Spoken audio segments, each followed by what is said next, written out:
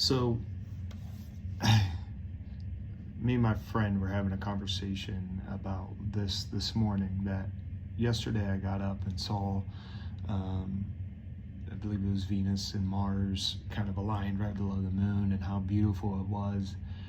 And he said, "Yeah, man, I've been watching that kind of as it's gone. I've been tracking how they've been moving, and I just think to myself, wow, he's been paying attention to this the whole time. So he's been able to track this." And I stepped into that moment for one small piece in time and got a glimpse of it. And then this morning when we were out having our conversation, it was cloudy, and so you couldn't see it. And so obviously I'm aware that they're behind the clouds, but I couldn't see it. And it really took me to this conversation that Jesus has with the Pharisees and Sadducees of, they come in and they're demanding a sign.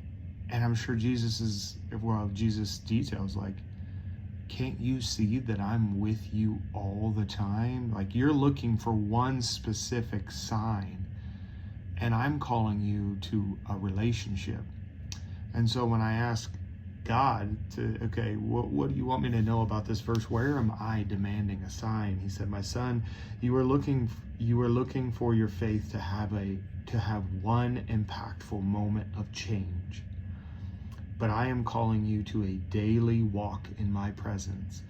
I desire relationship over inspiration." And I think a lot of times as I walk as what he calls me, a mentor and a mouthpiece, I think, man, I would love to be able to walk in that moment in which I can see somebody's heart change, and God saying, like, stop living for the moment and start living in my presence. Understand that your job is to walk with me, submitting all your ways to my presence and will every day. And then it's like, I think about being in the reverse. It's like waking up every day and seeing the small movement of those planets, right?